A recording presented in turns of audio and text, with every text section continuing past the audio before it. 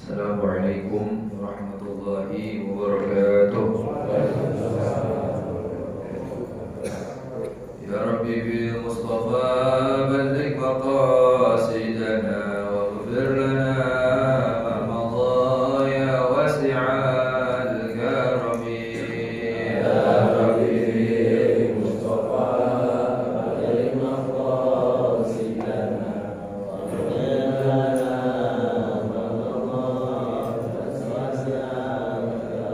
والحبيب الذي ترجى شفاعته لكل هول من الأهوال مقتحم.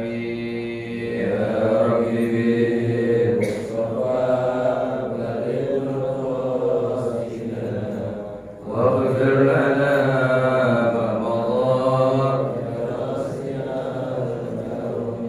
يا أكرم الخلق ما لمن نلوذ به سواك عند حلول الحادث العامم.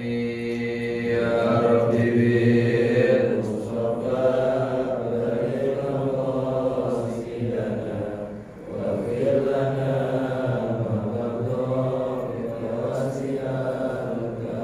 واغفر إلهي لكل المسلمين بما يتلون في مسجد الأقصى وفي الحرم. يا ربي بالمصطفى بلغ مقاصدنا واغفر لنا ما مضى بجاه من بيته في طيبة حرم واسمه قسم من أعظم القسم. يا ربي بالمصطفى بلغ مقاصدنا واغفر لنا ما مضى وعلى رحم شفينا رسول الله سيدنا محمد بن عبد الله صلى الله عليه وسلم وإخوانه المرسلين ومن صحابة أجمعين وصلة رحم بكر الكبرى فاضل زفر شكر الله سيدنا حسن وحسين سيدنا حمد والحمد سيدنا عبد الله بن عباس كذا يبلغ البدر ويحب أهل البيت الأمان جميع أهل بيت رسول الأحباب وسبب ولد رسول الله سيدنا الإمام الشافعي الإمام الحنيف والإمام أحمد بن حنبل كذا بن حديث اسمه سيدنا الأصنع والغزالي والسويد والضوء وكافة أئمة الشافعية اسمه سيدنا الإمام أبي عبد الله بن حسين بن طاهر وعلى اسمه سيدنا الحبيب عبد الله بن بكر العدوس والحبيب وبكر بن الخطاس عليهم سبحانه القرآن جميع أولياء وشهداء والصالحين والأبطال سيد الصالحين من أرواح والدينا ووالديكم وأمهات المسلمين أن أطلب الشراب بالرحمة والمغفرة والسلام ونفع بركاتهم وأنوارهم وعلومهم ونفحاتهم بدين ودنيا وإن الله يفقهنا في الدين وعلم التأويل وهداية السبيل وحسن الخاتمة إن الموت بخير ولطف وعافية والله يجمعنا بحبيبه المختار محمد صلى الله عليه وسلم في الدنيا والآخرة يقظة ومنام نائم سمى الله جميعا بيننا وبين جماعة الروح والنفس ظاهرا وباطنا يقد تماما على دينه وعلى آله وسلم وعلى ما رواه وسلم ورسوله وإلى حضرة الحبيب محمد صلى الله عليه وسلم بسر الفاتحة.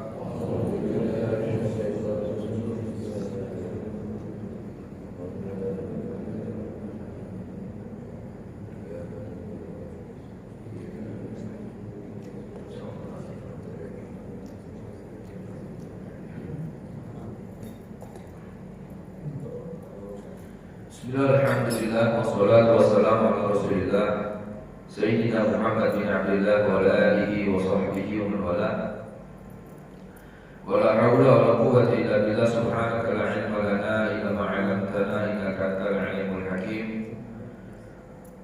Rabbi shrah li sadri wa yassir li amri wa hlul 'uqdatam min lisani yafqahu qawli wa saddid lisani wa hdi qalbi bi haqqi sayyidina Muhammadin sallallahu alaihi wasallam. Allahumma anfa'na bima 'allamtana wa 'allimna ma yanfa'una wa zidna 'ilman bi rahmatika ya arhamar rahimin. Amin. نوينا التعلم والتعليم والإفادة والاستفادة والتذكر والتذكير والنفع والانتفاع والحث على التمسك بكتاب الله وسنة رسوله والدعاء إلى الهدى والدلالة الخير ابتغاء مرضاته وقربه سبحانه وتعالى. Alhamdulillah, bersyukur kehadirat Allah Subhanahu wa taala atas limpahan rahmat, karunia, inayah, hidayah, taufik. Allah memberikan kepada kita kesempatan kembali untuk beribadah kepadanya, melaksanakan sholat subuh berjamaah. Yang mana dalam riwayat hadis dinyatakan orang yang sholat subuh kana fi dhimmatillah, qala Rasul, maka ia dalam tanggungannya Allah Subhanahu wa taala. Jadi ketika seorang wafat dan ia melaksanakan sholat subuh, insyaallah wafatnya husnul khatimah.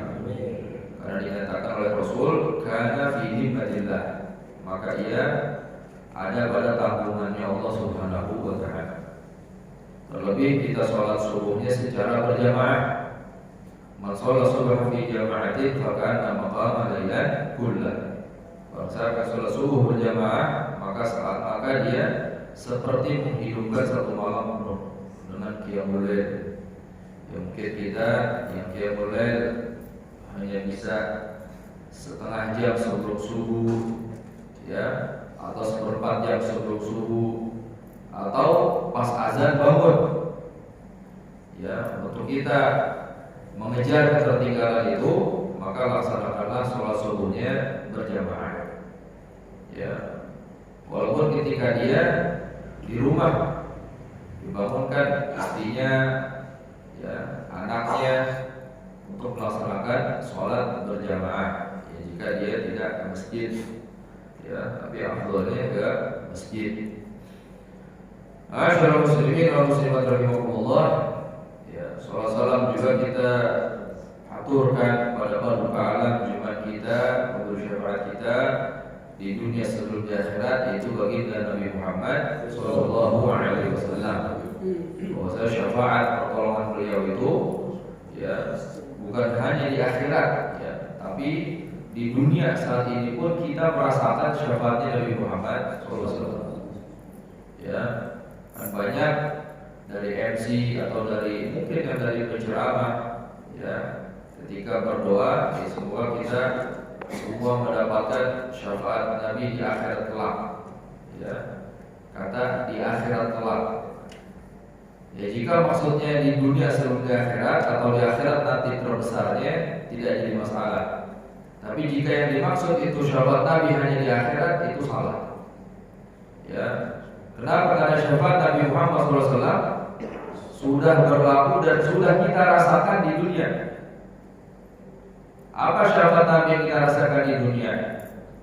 Syafaat kan artinya pertolongan.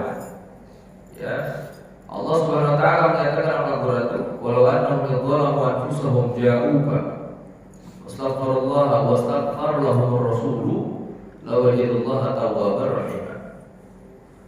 Walau annahum yadhlamu anfusahum, seandainya tatkala mereka menzalimi diri mereka, dalam arti ini melanggar atau bermaksiat pada Allah Subhanahu wa taala, ja'uka, mereka datang kepadamu.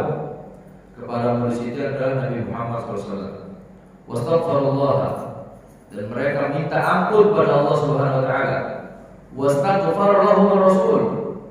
Ya, wastaghfar lahumur rasulu. Rasul itu fa'il atau pelaku pekerjaannya. Wastaghfar lahumur rasul, dan dimintakan ampun oleh Nabi Muhammad SAW untuk mereka. Ya, datang kepada Nabi atau mereka dipintakan ampun oleh Nabi Muhammad SAW, lawajadullaha tawwabar rahimah, maka mereka mendapati Allah Maha penerima taubat, Maha penyayang. Ya, dan Nabi Muhammad SAW itu bukan ketika wafat sudah selesai, tidak. Al-anbiya hayyun fi quburihim, para nabi itu hidup di kubur-kubur mereka.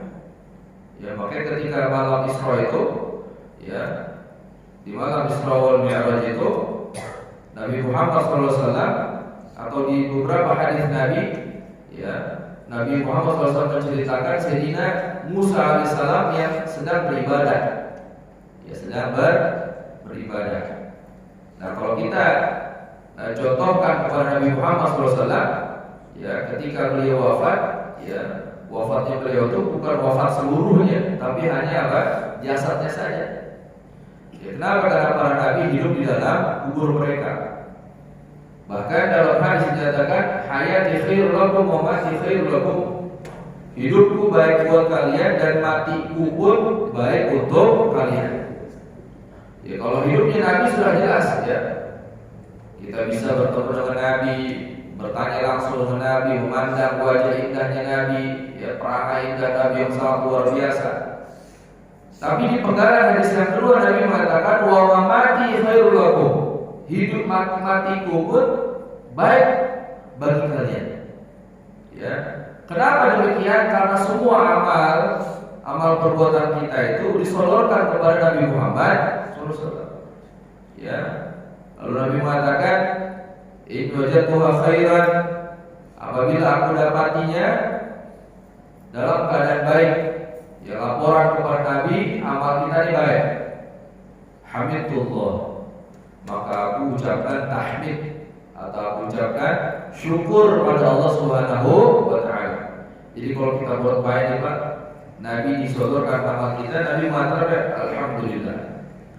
Wa in wajadtu syarran, apabila aku dapati amal perbuatan, ya, daripada umatku itu buruk, istaghfarullah lahu, maka aku akan mintakan ampun pada Allah untuknya.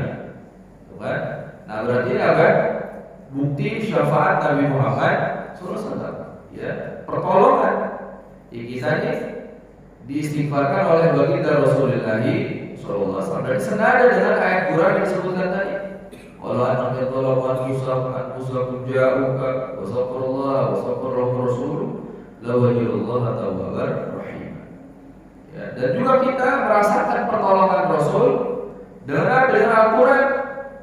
Ini kan mukjizat Rasulullah SAW, Al-Quran, mukjizat terbesar Nabi Muhammad SAW. Tanda terbesar akan kenabian Rasul adalah Al-Quran, yang sampai saat ini bahkan sebelum nanti hari kiamat itu masih ada itu Al-Quran. Ya, sebelum ada suatu hari kelak, Al-Quran diangkat semuanya sama Allah Subhanahu Wa Taala. Al-Quran itu kan mukjizat Rasul, dan berapa banyak orang yang diberikan pertolongan dari Al-Quran.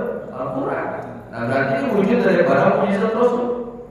Ini wujud daripada syafaat Rasul. Ya. Nah, syafaatul uzma, syafaat yang besar, atau syafaat nanti memasukkan seorang hamba, ya, seorang hamba dari langsung masuk surga tanpa hisab, ya, atau nanti yang dari neraka dimasukkan ke surga, ya. Nah, itu juga diantara syafaat Rasulullah SAW. Jadi jenis syafaat itu banyak, ya. Ada ulama yang merangkum jumlah syafaat itu hampir 20, ya, bahkan lebih jumlah syafaat, ya. Nah, pada umumnya atau mayoritasnya itu syafaat dimiliki oleh Nabi Muhammad SAW. Ya, tadi seperti syafaat utama ketika seorang di mahsyar, ya, kebingungan bagaimana mereka sekarang, lalu Nabi Muhammad SAW minta pertolongan, minta apa sama Allah SWT, lalu Allah berikan. Itu syafaat utama. Selanjutnya nanti ada orang, ya, yang amal ibadahnya sedikit, ya, amal keburukannya banyak, jadi timbangannya lebih banyak yang buruk daripada yang baik, ya.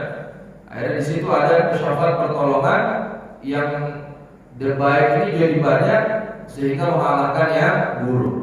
Di sini dijelaskan syafaat itu khusus untuk Rasulullah SAW. Jadi yang punya syafaat itu hanyalah Nabi. Ya, ada seorang umat, ya, umatnya Nabi Muhammad SAW masuk surga tanpa hisab. Ya, jadi langsung dapat pertolongan Rasul, ya, dan ini syafaat juga khusus untuk Nabi Muhammad SAW. Ya, nanti ada pertolongan, ya, berbagai macam pertolongan di mahsyar atau ketika yaumul qiyamah, yaumul hisab, mizan atau sirat. Nah, itu dimiliki oleh baginda Rasulullah SAW. Nanti juga ada syafaat selain Nabi, ada, Syafaat selain Nabi ada. Siapa itu? Para syuhada, orang-orang yang mati syahid. Nah, siapa lagi mereka? Ya, para ulama. Jadi jika yang mati syahid memberikan syafaat 70 orang, ya para ulama itu bisa memberikan syafaat kepada orang yang inginkan. Ya, itulah di antara fadilahnya ulama. Ya, makanya kita jangan jauh-jauh daripada ulama. Ya, ulama yang benar-benar mengantarkan kita, ya, membawa kita untuk takut pada Allah Subhanahu wa taala. Ya, nanti ada juga syafaat para ulama itu, ya, yang seorang itu di neraka minta sama Allah Subhanahu wa taala ulama tersebut agar dipindahkan ke dalam surga. Bahkan nanti ada syafaat teman. Teman juga bisa ngasih syafaat nanti. Ya, siapakah mereka? Teman seperti apa dalam berikan syafaat? Yaitu teman yang ketika di dunianya senantiasa tolong menolong dalam kebaikan. Ya, di majelis, di masjid, ya, dalam perbuatan apapun, ya, dia tolong karena Allah Subhanahu wa taala, sering mengingatkan karena Allah Subhanahu wa taala, ya, sering ingetin ayo sholat, ayo ke majelis, ayo ngaji. Ya, teman-teman seperti ini jangan dilepas, Pak. Ya, kalau teman ngajak kemaksiatan, ya, ngajaknya maksiat ini, maksiat itu, ini jika pantas kalau dijadikan teman, apalagi teman dekat. Nah, apabila punya teman ingetin sholat, ya, ingetin ke majelis, ingetin ngaji, nah ini teman-teman yang akan memberikan pertolongan, ya. Kalau yang ngajaknya maksiat dan sebagainya, ya bukan pertolongan, bisa jadi nanti dia menjadi ancaman buat kita itu. Ya, ketika dia disiksa misalkan, ya, dia bilang, oh saya tidak dikasih tahu sama bulan, padahal ini maksiatnya dulu ambil barang sama dia. Tuh, jangan sampai seperti itu. Ya, karena penyesalan seorang itu, ya, yang sangat mendalam ketika di dunia dia maksiatnya barang, ya, tapi yang kena azab dia doang. Oh, ini nyakitin kan? Teman dunia ini barang dia, bahkan maksiatnya juga barang, tapi di azab dia doang. Ya, akhirnya bilang sama Allah misalkan, dulu juga saya sama dia maksiatnya. Ya, lalu dia jawab, dia maksiat tapi taubat sebelum mati. Oh, bahaya itu. Makanya lubang kubur kita ini beda-beda. Jangan ngandelin amal ibadah orang. Ya, lubang kubur beda-beda. Ada majelis tuh, udah berapa orang udah hadir, cukup dia aja. Kita yang harus hadir. Ya, di majelis muslim banyak, nah, cukup mereka aja. Ya mereka cukup. Ya, intinya cukup atau enggak? Nah, itu dia. Ya, jadi jangan ngandelin ibadah orang lain. Kenapa? Karena lubang kubur beda-beda. Ya, boleh dikata, boleh suami istri. Ya, tapi kuburan beda-beda. Dalamnya beda, isinya beda. Ya, mudah-mudahan Allah Subhanahu wa taala mengumpulkan kita bukan hanya di dunia tapi kelak di yaumul kiamat di surga yang firdaus Allah Subhanahu wa taala. Amin ya rabbal alamin. Kita lanjutkan kembali kajian kita di kitab Surah At-Taufik, ya, yang disusun oleh Habibullah bin Husain Al-Tahir Ma'alawi. Ya, ila qaulihi, sampai ungkapan beliau. Terakhir itu kita berhenti di sini. Yes, ada tandanya. Wa yajibu 'ala kulli muslimin amru ahlihi ay zawjatihi wa ahli baitihi wa ma'alimihi biha. Wajib bagi setiap orang muslim memerintahkan keluarganya. Ya, yang dimaksud di sini adalah istrinya, ya, dan semua yang ada di rumahnya. Ya, baik itu anaknya, bapaknya, bahkan pembantunya. Merintahkan apa? Merintahkan untuk melaksanakan sholat. Ya, karena ketika seorang ada di rumah kita, berarti itu juga tanggung jawab kita. Ya, kita jangan biarkan misalnya ada seorang pembantu, ya, atau apa, ART ya kalau sekarang, ya, di bahasanya itu. Nah, kalau dia di rumah kita tidak sholat, nah kita juga dapat dosanya. Ya, jangan sampai majikannya sholat, tapi kita mau biarkan dia tidur sampai siang. Ya nggak sholat, nggak kita bangunin, nggak boleh.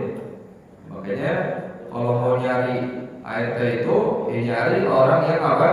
Yang sholatnya rajin, ya. Apalagi yang buat ngasuh anak, luar biasa. Yang sembarangan Pak, ini tipin anak ke orang sembarangan, hati-hati. Ya karena apa? Anak tuh meniru nanti.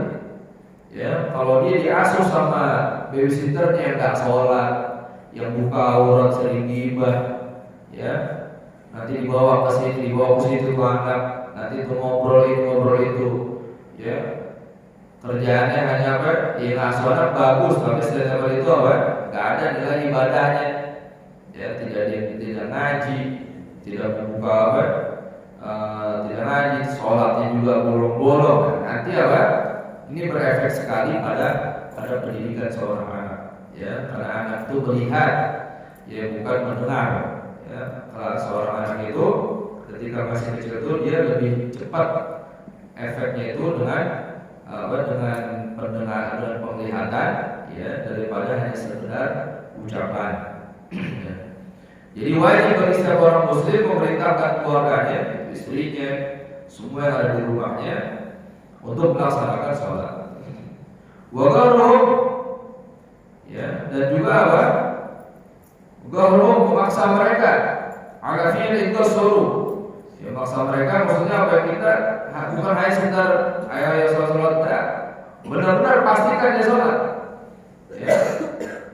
Apabila mereka taksir melakukan kekurangan dalam arti ya sholat dia nggak mau sholat harus kita paksa.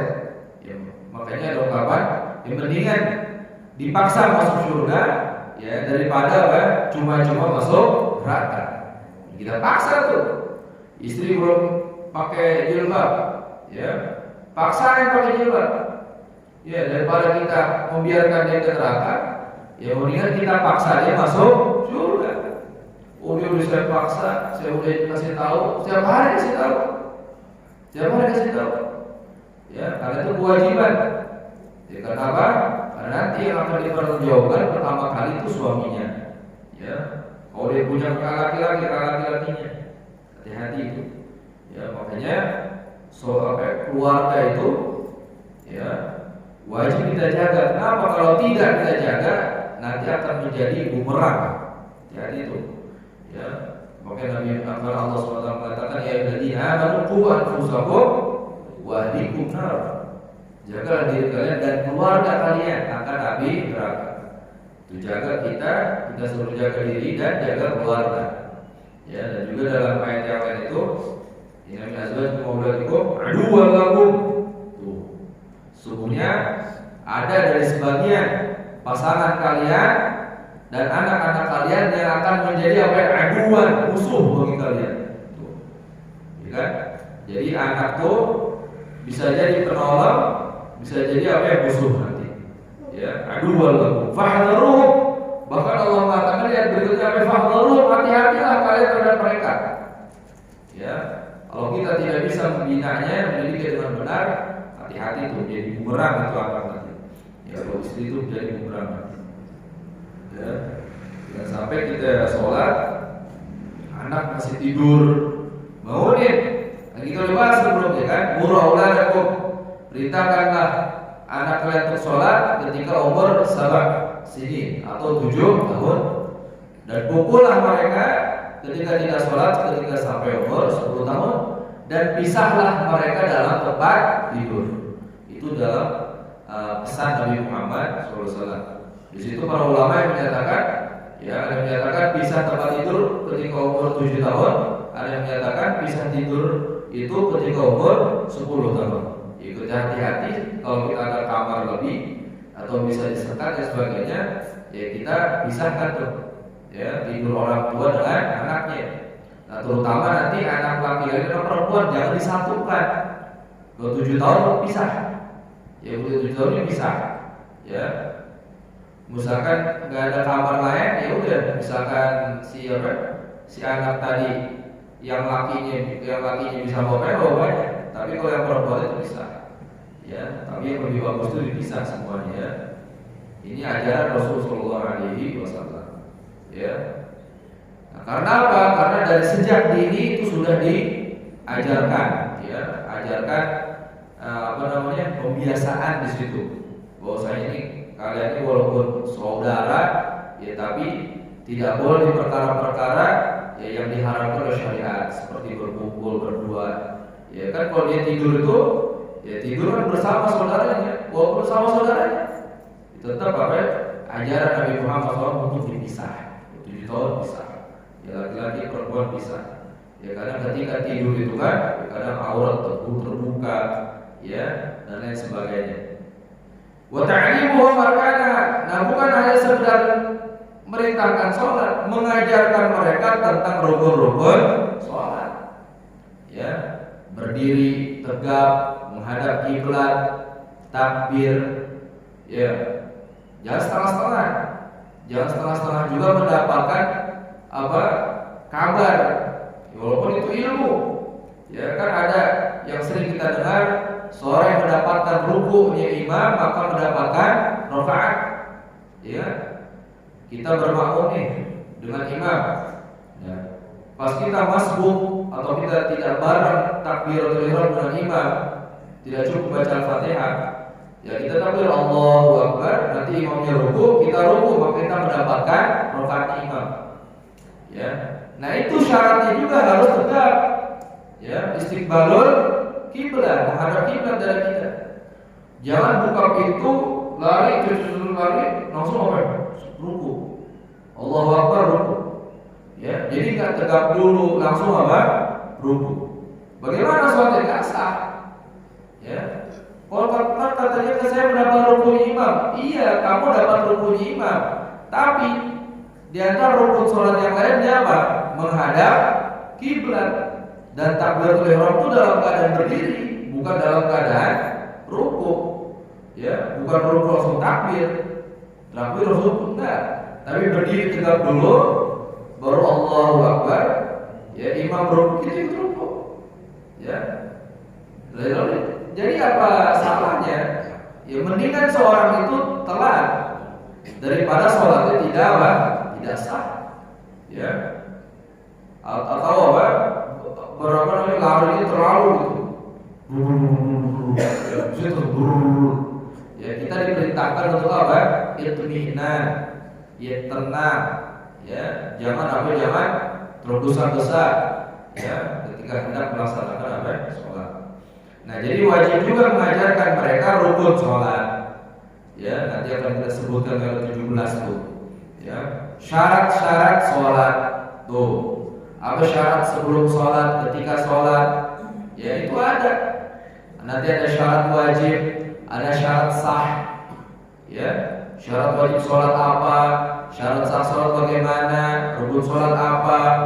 Ya, wa mubtilatiha. Begitu juga yang membatalkan sholat. Ya, wa kadzalika kullu man qadira 'alaihi min ghairihim. Ya, begitu juga wajib mengajarkan bagi orang yang mampu selain daripada mereka. Ya, seperti tadi, ya ada siapa? Ada saudara kita misalkan tinggal di rumah kita, ya dia tidak sholat atau dia belum masa sholat, waktunya sholat kita perintahkan sholat. Ya, yang punya karyawan, ya harus harus karyawan tadi kita bisa wajibkan tuh sholat. Ya, ketika di tempat kita nih, misalkan di tempat di kantornya. Ya, waktu sholat. Ya, kalau misalkan di luarnya, ya kita nggak tahu dia. Ya, kita nggak tahu. Tapi kalau kita tahu tempatnya di situ, kita juga harus perhatikan sholatnya mereka. Ya, maka itu ada seorang alim dan dermawan kaya raya, contohkan, nggak apa kita sebutkannya seperti Haji Ilyas. Ya, nah beliau itu punya perusahaan. Dan karyawannya ya, di tempat perusahaan beliau itu diberikan peraturan, ada SOP-nya. Ya, apa peraturannya? Yang tidak sholat Jumat, ya ini bab sholat Jumat aja. Yang tidak sholat Jumat ketahuan, ya maka langsung dipecat. Ya, yang sholat Jumat tuh, ya nggak boleh langsung dipecat. Nah itu juga pas waktu sholat. Ya, itu diperintahkan juga untuk melaksanakan sholat. Jadi waktunya sholatnya jam 12, ya istirahat. Nanti waktunya asar misalkan belum pulang, itu juga apa? Harus melaksanakan sholat. Ya, diperhatikan ke sholatnya. Ini penting. Ini juga untuk apa? Untuk keberkahan ya rezeki yang kita dapatkan. Jangan kita memisahkan agama ya dengan kehidupan kita. Ini nggak boleh. Namanya apa? Paham sekularisme kan? Ya sekularisme. Kenapa? Karena sekularisme itu ya inti dari ideologinya apa? Memisahkan agama dari kehidupan kita. Ya, misalkan agama dari negara, misalkan agama dari sekolah, misalkan agama dari keluarga, ya keluarga agama. Enggak, semuanya itu ya tertata rapi dan bersama dengan apa? Dengan agama. Ya. Nah, pasal berikutnya fasal fi furudil wudu. Ya, syurutus shalah wa min syurutis shalah al-wudu. Di antara syarat sahnya sholat adalah wudu. Itu fardunya ada 6. Yang pertama niatut thaharah lis-shalah bil qalbi. Niat bersuci melaksanakan sholat ya atau untuk sholat di dalam hatinya. Apa seperti apa? Nawaitul wudu li raf'il hadatsil asghar. Ya, saya niat wudu untuk mengangkat hadas kecil. Ya. Atau saya niat wudu untuk melaksanakan sholat, itu diperbolehkan. Ya. Nah selanjutnya, ya, jadi niat itu boleh. Nawaitul wudu li thaharah atau nawaitul thaharah di sholat. Ya, saya niat bersuci untuk melaksanakan sholat, atau saya niat wudu untuk melaksanakan sholat, atau saya niat melaksanakan fardhu wudu atau wudu rafil hadatsil asghar, atau saya niat wudu untuk mengangkat hadas kecil. Ini banyak ini apa namanya contoh-contoh daripada niat. Ya, yang kita hafal satu yang memang jadi masalah. Saya niat wudu untuk mengangkat hadas kecil karena Allah Subhanahu wa taala. Ya. Nah, kalau dia tayamum bukan niat tayamum rafil hadas. Ya, saya niat tayamum bukan untuk mengangkat hadas kecil. Karena tayamum itu tidak bisa mengangkat hadas. Ya. Tayamum itu hanya untuk diperbolehkan kita melaksanakan sholat. Makanya niatnya juga beda. Bukan nawaitu tayamum liraf'il hadatsil asghar, tapi nawaitu tayamum listibahati fardhu sholat. Saya niat tayamum untuk diperbolehkannya sholat apa? Sholat fardhu. Ya. Selanjutnya inda ghusl wajhi. Nah, niatnya tadi kapan waktunya? Ketika membasuh wajah.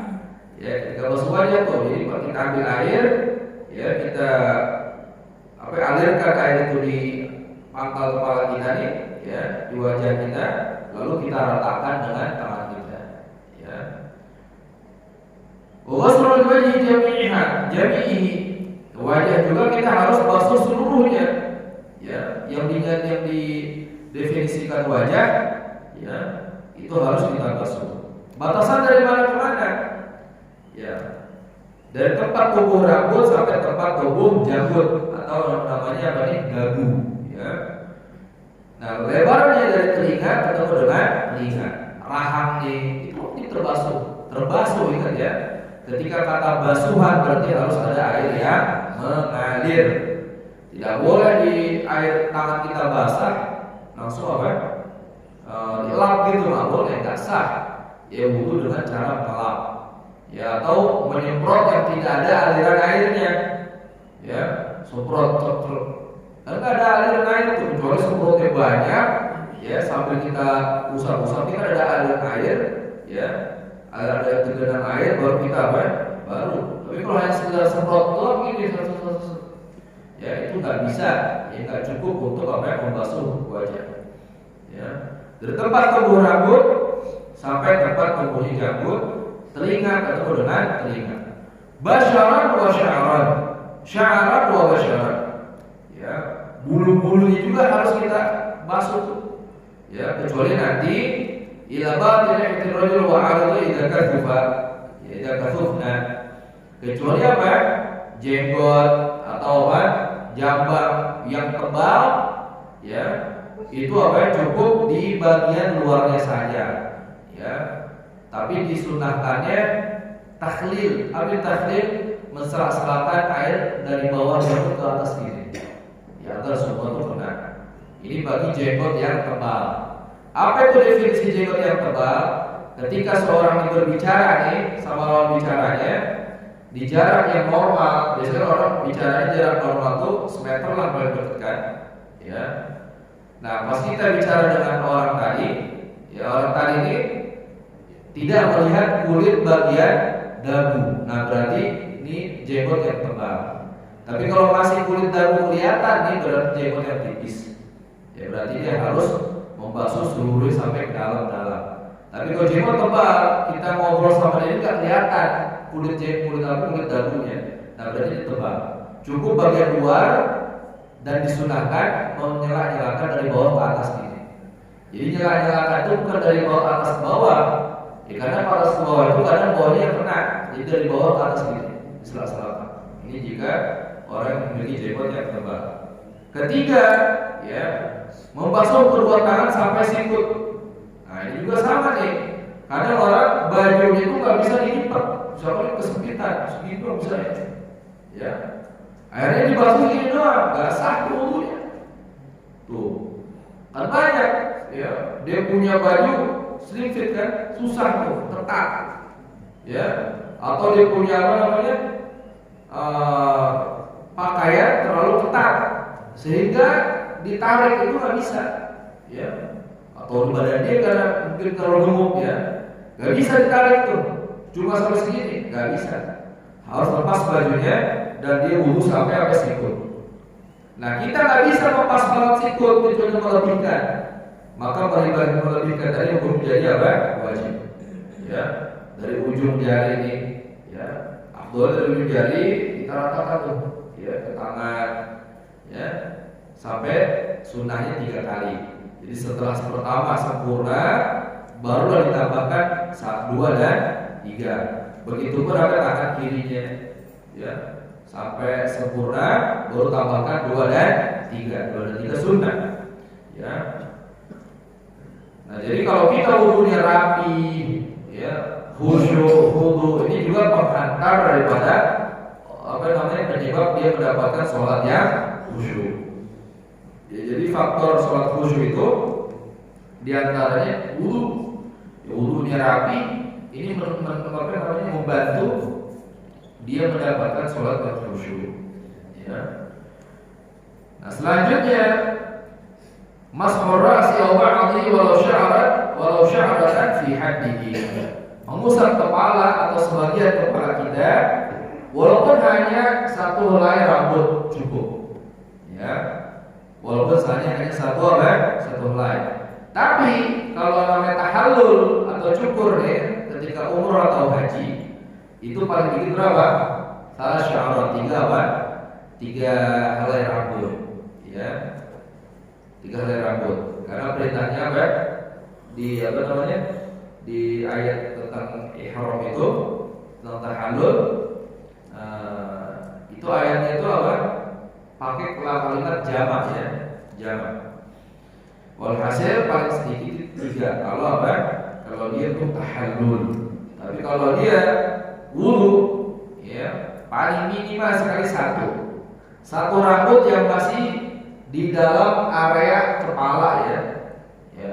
Jadi misalkan rambutnya panjang, ya, dari arah dada itu, ya, di sini diusap sampai dengan sah. Harus sampai di area kepala sini rambutnya. Ini minimal bukan berarti kita ambil yang ini, ambil yang sempurna. Bagaimana sempurnanya? Mengusap seluruh kepalanya, ya, mengusap seluruh apa? Kepala. Nah, ketika kita mengusap seluruh kepala kita, maka wudu kita ini sah menurut semua mazhab. Tuh, ya, di kepalanya nih. Karena sebagian mazhab itu, ya, contohnya mazhab Malik contohnya, ya, mereka mewajibkan mengusap kepala itu seluruhnya diusap. Kalau hanya sebagian nggak sah seluruhnya, ya, karena mengartikan Imam Malik, ya, ketika Allah berfirman wamsahu birusikum, ya, usaplah kepala kalian. Nah ini kata kepala itu, ya, dinyatakan kata kepala berarti apa? Ketika kepala itu sempurna, berarti apa? Seluruhnya harus dibasuh. Ini antara alasan mereka. Kita, ya, rambut, ya, namanya kata kepala kan di situ hanya apa? Kias kan? Ya, yang diwajibkan apa? Rambut. Ya kias lagi, tapi majas ya. Tapi yang diwajibkannya apa? Rambut. Ya, rambutnya. Ya. Tapi kalau dia nggak punya rambut, ya udah usapin ya kulitnya itu. Ya. Nah, selanjutnya yang 5, ghusl rijlain ma'al ka'bain, membasuh kedua kaki bersama dengan mata kakinya, harus terbasuh tuh. Bahkan ancaman dari Nabi, wailul lil aqab yaumil qiyamah. Atau kalau Rasul ya, celaka bagi tumit-tumit. Kok tumit celaka? Ya ternyata kan tumit-tumit ini di antara yang celaka tumit yang seperti apa? Ketika wudunya nggak basah. Ya. Nah berarti basuhan kakinya nggak sempurna. Ya dia basuh kaki tapi bagian tumit itu tidak kena. Jadi yang namanya kaki sampai mata kaki bukan bagian depan saja, tapi dengan bagian apa? Belakangnya. Makanya sempurnanya itu kita basuh sampai betis. Sampai betis itu. Ya, kita basuh sampai betis. Nah, selanjutnya barulah yang dinyatakan tartib. Ya, syarat apa? Rukun yang ke-6 atau fardu yang ke-6 adalah tertib. Itu apa? Tidak mendahului anggota kedua sebelum melaksanakan anggota yang pertama, ya, dan begitulah seterusnya. 1, 2, 3, 4, 5 tertib semua. Kecuali ketika kita di dalam kolam renang atau tempat yang banyak airnya, ya kita nyelam di situ, seluruh tubuh kita kena air, ya dalam arti rambutnya kena air dan tidak ada yang menghalangi untuk apa yang namanya terkenanya air pada anggota wudhu kita. Ya, kita nyelam di kolam renang, niat nawaitul wudu dan hadas asghar. Naik keluar lagi, maka kita dalam keadaan apa? Berwudu. Ya, mau itu wudu atau dia mandi wajib. Ya, dia mandi wajib ringkas, cepat. Misalkan dulu mau kerja nih. Ya. Pepet banget. Ya udah langsung nyemplung. Ya, keluar apa? Suci. Dalam keadaan apa? Hadas besarnya hilang. Ya, dengan syarat airnya banyak, ya, dan airnya juga air yang suci dan mensucikan. Ya, kalau air limbah nggak bisa, ya, kali apa Cilengsi itu limbahnya kalau musim panas nih, ya, berenang situ niat nggak bisa. Kenapa? Airnya sudah tercemar, airnya tidak suci dan mensucikan. Ya, nah, selanjutnya yang batalkan wudu, ketika kita fardu wudu kita tahu, kita harus tahu juga yang batalkan wudu. Apa itu? Makhraj min as-sabilain ila maniyya. Apapun yang keluar dari dua jalan, ya, dari belakang, dari depan, kubul, dubur, apapun yang keluar itu membatalkan wudu. Baik yang biasa keluar atau yang tidak biasa. Kan kalau yang biasa ada cairan kecil, ya, air seni kita keluar atau BAB, putih, itu apa? Membatalkan wudu. Ya, bahkan cacing sekalipun. Misalkan cacing itu keluar dari apa? Dari dubur tuh, ya. Dia keluar kepalanya, masuk lagi. Nah, kita terasa tuh, oh kayak ada yang keluar nih. Ya kan kita terasa kan? Ya, ada yang keluar. Ya, masuk lagi dia, batal wudu kita. Ya, batal wudu kita. Ya, baik yang biasa maupun yang tidak biasa, apapun itu. Keluarnya kelereng misalkan, nah, batal apapun itu bisa batal wudu, ya. Yang kedua, menyentuh kemaluan manusia sama. Menyentuh kemaluan atau lingkaran dubur. Ya, lingkaran dubur itu atau anus disentuh dengan tangan kita nih, atau kita menyentuh orang lain. Ya, misalkan ibu lagi nyebokin anaknya, ya. Nah itu kan kena kan anggota apa kemaluan anaknya kan kena tuh. Nah ini bisa membatalkan apa yang dulu walaupun anak sendiri, ya. Dalam hal ini nih, apa namanya ketika menyentuh kemaluan semuanya, ya, mau dia mahram bukan mahram tetap batal wudunya. Ya, kalau ibu megang tangan anaknya itu nggak batal walaupun anak besar. Tapi kalau kemaluan walaupun anak itu kecil masih bayi sekalipun itu dapat membatalkan apa wudu. Ya. Jadi menyentuh kemaluan dengan apa? Dengan batnil kaf. Ya, dengan syarat juga menyentuh dengan apa? Telapak tangan kita ya. Telapak tangan atau apa? Perut jari-jari ini. Ya. Nah, untuk apa? Untuk mendefinisikan secara rincinya seperti ini Pak. Jadi bagian yang tidak terlihat nih, tangan kita seperti ini kan. Nah bagian yang tidak terlihat menyentuh kemaluan maka wudu kita batal. Ya. Nah kalau jempol kan kebuka nih, kalau jempol gini, tuh. Jadi pertama gini, kalau jempolnya gini. Nah bagian yang tidak terlihat menyentuh kemaluan maka batal kita. Nanti kan kalau samping-samping ini nyentuh kemaluan hanya samping-samping nggak batal wudu kita. Ya.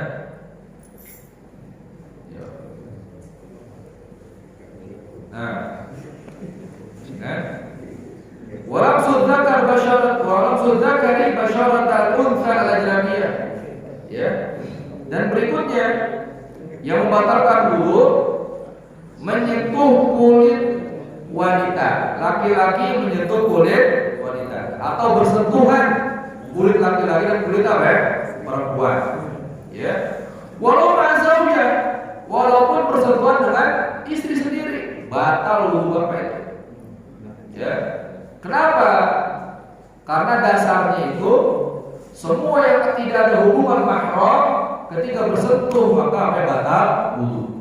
Lah kan istri mahram, orang bilang gitu. Kan istri mahram kita. Lah, istri itu bukan mahram oleh karenanya boleh dinikah.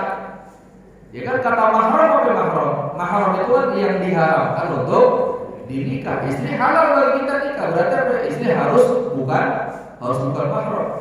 Maka hukumnya berlanjut tuh, walaupun sudah terikat dalam hubungan nikah, ya ketika dia dinyatakan sebelumnya dia bukan mahram bersentuhan, maka wudu bisa jadi apa? Batal. Itu di mazhab Imam Syafi'i. Ya mungkin di mazhab yang lain, ya, seperti Imam Hanafi, ya mereka mengatakan tidak batal.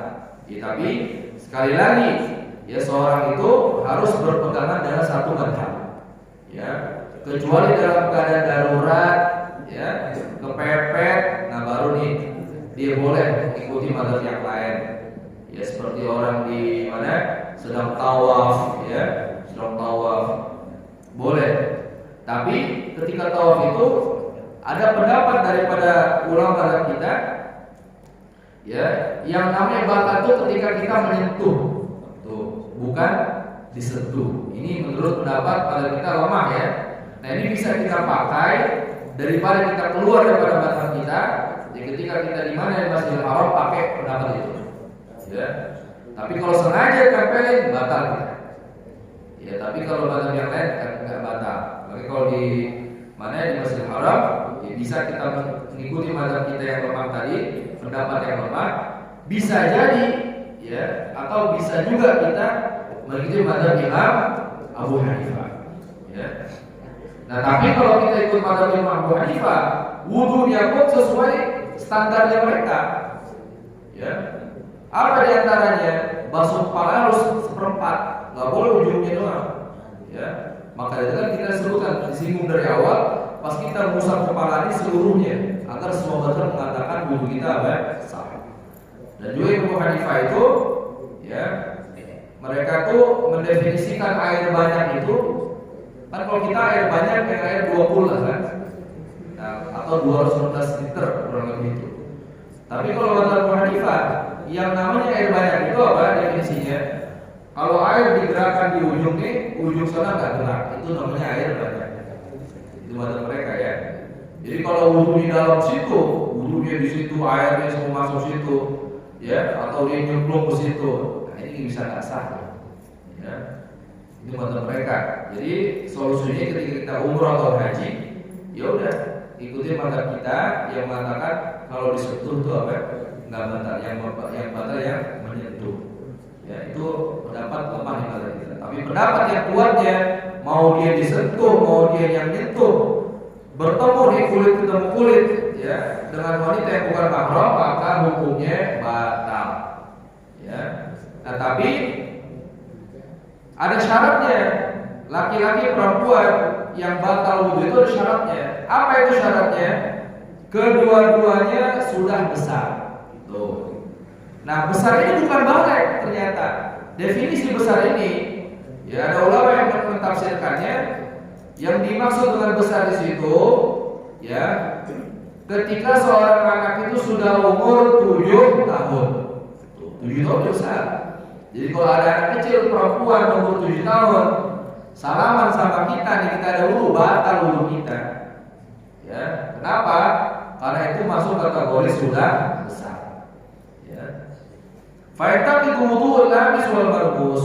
Ya, maka batal wudunya orang yang menyentuh dan yang disentuh. Ya, apabila beda jenisnya. Ya. Wa kan kullu mimma yushtaha wa lam yakuna mahrumain. Ya. Pertama, dia sama-sama besar dan dia juga bukan yang ada hubungan mahram. Tapi kalau ada hubungan mahram itu apa? Seperti mahram dengan nasab, bapak dengan anak, anak dengan bapak dengan ibu, atau nanti dengan paman, dengan bibi, itu namanya hubungan mahram dari segi nasab. Atau mahram dari segi perkawinan, ya seperti mertua, mantu, itu nggak batal ketika bersentuhan kulit ketemu dengan kulitnya. Ya, atau hubungan dari segi persusuan, pernah disusuin nih dulunya kecilnya, ya, dengan syarat disusuin itu ketika umur di bawah 2 tahun dan juga dia telah menyusu dengan ibunya tadi 5 kali isapan secara terpisah. Jadi nggak bisa kalau misalkan hanya makan anak, ya pakai susu formula, ini nggak dinyatakan anak susu. Dalam arti kalau dia nanti sudah besar bersentuhan dengan bapak misalnya yang jenisnya, maka dapat membatalkan wudu.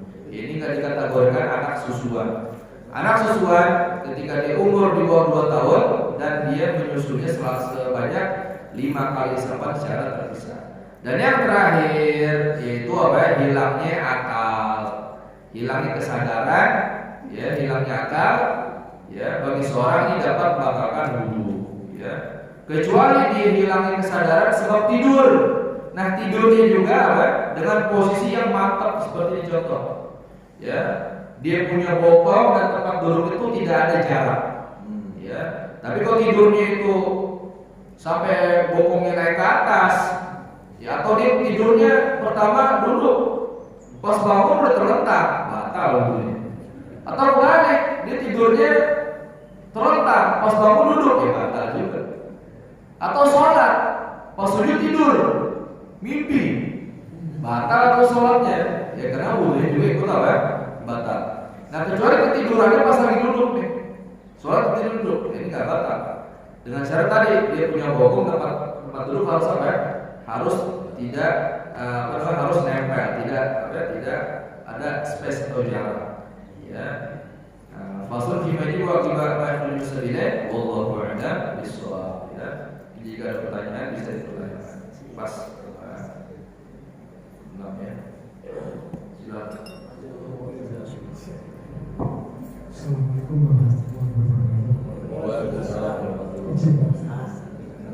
Di zaman para tabi'in dan tabi'in itu hampir tiap malam ada yang bermimpi bertemu dengan Rasulullah. Nah, kita ini mudah-mudahan seumur hidup bisa bertemu sekali dengan Rasulullah. Amin. Berkali-kali ya sekali. Mudah-mudahan minimal minimal. Kemudian yang kedua, disunahkan ketika kita mau tidur wudu. Nah, ketika kita bangun Pak Ustaz, misalnya jam 1 buang air kecil, apakah disunahkan wudu lagi atau cukup sekali wudu pada waktu mau tidur? Yang ketiga, menghimbau kepada jamaah di masjid bahwa nanti insya Allah tanggal hari Sabtu tanggal 23 November ada acara safari dakwah, penceramahnya DAI nasional yaitu Ustadz Riza Muhammad.